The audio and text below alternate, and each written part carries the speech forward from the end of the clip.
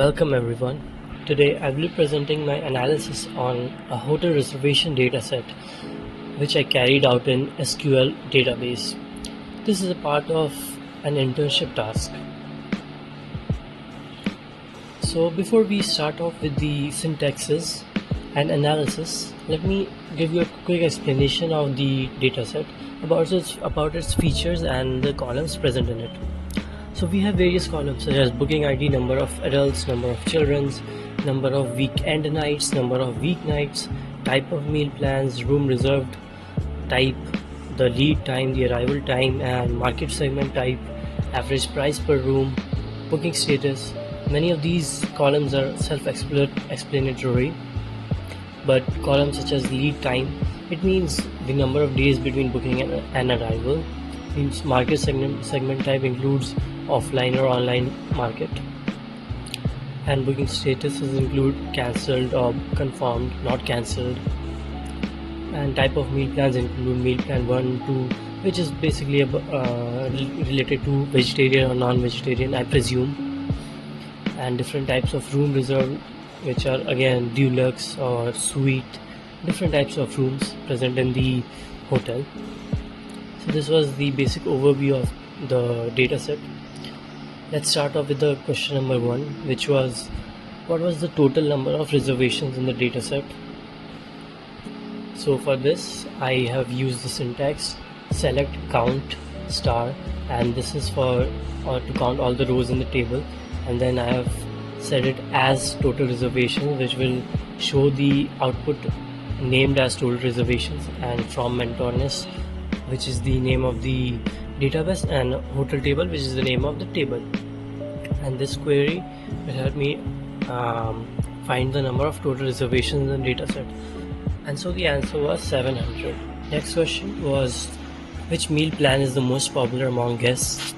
For this I've used group by type of meal plan, which was already given in the dataset, and then count as meal plan count, which will again give the output as the name as meal underscore plan underscore count, and then order by meal plan count descending and limit 1. So in here the descending will give the result by in descending order, and the limit 1 is the result of the most popular meal plan. The answer for this was meal plan 1 with 527 reservations. Now the next question is the question number 3 is what is the average price per room for reservations involving children. The syntax is average in brackets average price per room, which is already the column in the dataset, as average price for children where number of children is more than 0, which will help us give the syntax as set the syntax as more than 0, which means there is at least one children in the room reserved.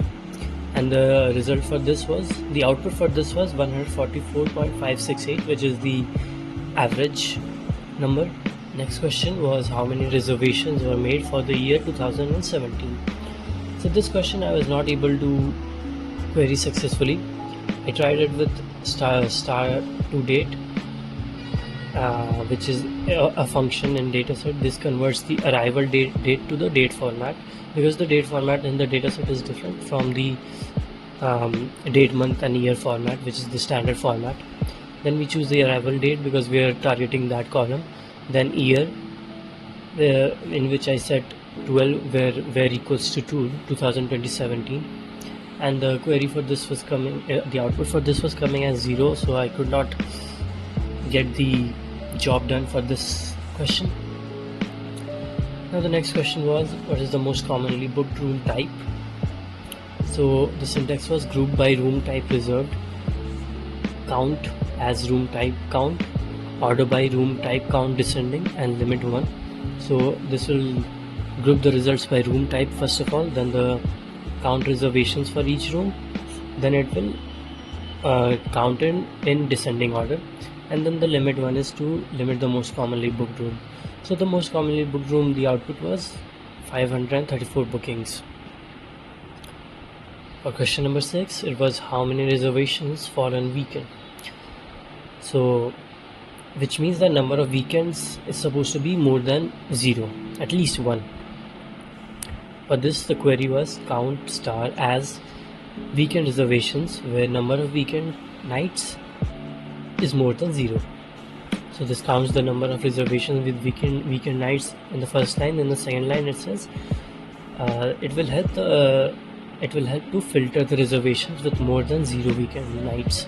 So it's a simple query, and the answer was 383 reservations. For question number 9, it was what is the highest and the lowest time for reservation? The syntax was max in bracket lead time as max lead time.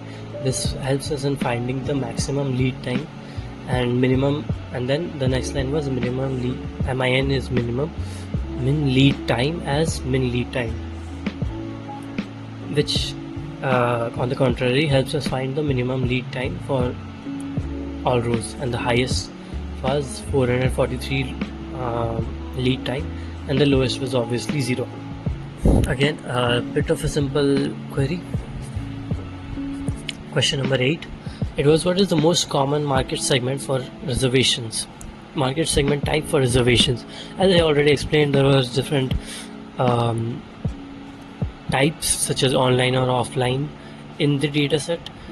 So for this, the query was group by market segment type, which results the group by market segment type obviously, and then count as segment count, and then order by segment count descending. So this counts the orders by in descending order, and the counts are of reservations obviously, and then the limit one is to limit the most common market segment obviously, and then the result was online segment, which was the most common with 518 records. On question number 9, it was how many reservations have a booking status of confirmed? So the query was count star as confirmed reservations where booking status equals not cancelled. So it's a very simple query. We set the target as confirmed reservations, and then the booking status is on the contrary, which if not cancelled it will return as yes, which means that it is there. So in total it was 493 confirmed reservations. For the question number 10, it is what is the total number of adults and children across all reservations? So again, a very simple query. We will use the sum function to sum the number of adults as total adults, and then sum the number of children as total children, and then we'll return the syntax, and it will give the output, which was total adults equals to 1316 and total children equals to 69. Now question number 11 is what is the average number of weekend nights for reservations involving children?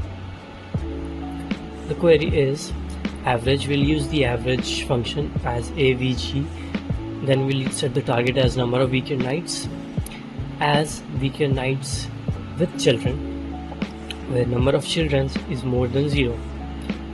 We set the target as number of weekends, and we use the strategy of average to find the output. Then we use as average weekend nights with children as the name of the result that will show up, where number of children equals to more than 0, which means is greater than 0, which means at least one children is there, which means the children is in the reservation, and the total answer was 1, which I think might be wrong. I don't have an option to cross check it. I don't have the answers right now already with me, but according to the data set where around 700 rows were present, I think the answer might be wrong here because it only came to 1. So I don't know about this one again. So question number 4 and 11 is which have not been completely successful in querying so far. In question number 12, it is how many reservations were made in each month of the year. So we will use month and start str_to_date, which is again to extract the month from the arrival time and convert the arrival date format into the standard format of date, month and year.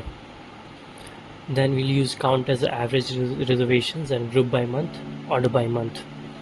So this groups results by month and then orders it by month as well. and the total answer was as follows. For January it was 11, February it was 28, March it was 52, April 67, May 55, June 84, July 44, August 70, September 80, October 103, November 54, and December 52. This was the question number 12. On to the question number 13. It is, what is the average number of nights, both weekend and weekdays, spent by the guest for each room type? Query is as follows. We'll use the average function again, AVG, number of nights, weekend nights plus number of weeknights. We'll calculate both weekend and weekdays, and then we'll calculate the average of both number of weeknights and weekend nights as average total nights, adding the name again, and then group by room type result. Again, a simple query, but the only thing is it is using both number of weekend nights and number of weeknights. The answers were as follows. Room type 1 was 2.87, room type 2 was 3, room type 4 was 3.8, room type 6 was 3.6, room type 5 was 2.5, and room type 7 was 2.6. The next question, it is for reservations involving children. What is the most common room type, and what is the average price for that room type? You'll use the count function again as room type to set the name for the answer that we will get. Then we'll use the average function, average price per room, as average price, and this calculates the average price per room, which is very simple. Then where number of children is more than 0, greater than 0, which means at least one children is there. Then group by room type result, and order by room type count descending, which counts the orders in descending order, and then limit by 1, which will be used to limit the most common room type, which is what we are trying to get here, right? The answer was most common room type is room type 1. Average price was 123.12. The last question was, find the market segment type that generates the highest average price per room. So as we discussed, there are different market segment types, which was online, offline, right, in person. So I think that was simply how the customer is booking the rooms in the hotel, is through online mode or offline mode, whatever. The syntax was average, use the average function again, which is what we need to find, right?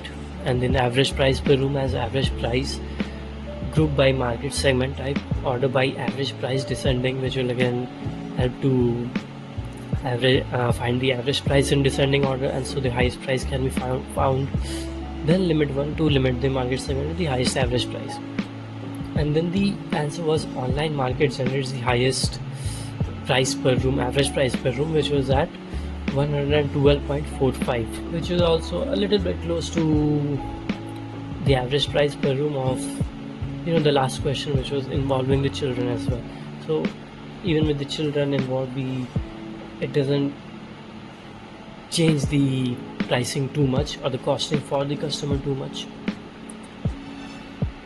So we are nearly about in the conclusion. So we have analyzed various aspects of hotel reservations in this data set, including guest preferences, booking trends, and operational factors. The insights gained from this analysis can help the hotel make informed decisions, because we found a lot of average prices in which the rooms are being booked. So the hotel managers can use that to change the prices of other rooms and increase the reservations of other room types as well. In the same way, for meal plan, we saw that meal plan 1 was the most booked one. So it can help find the hotel why other meal types are not being booked that much, and maybe they can prioritize their resources in meal type 1 only, and then same goes for the room type 1. They can do cost cutting with other rooms, and various other decisions can be made which can increase their profits and minimize their losses, obviously, and overall enhance the guest experiences and improve their operations as well. So this was basically it. Thank you for your attention and patiently listening throughout this presentation. I hope I was able to give you some insights on how to carry out some SQL syntaxes and how to gather your own insights on what the dataset is trying to tell you, right? And so, yeah, thank you very much.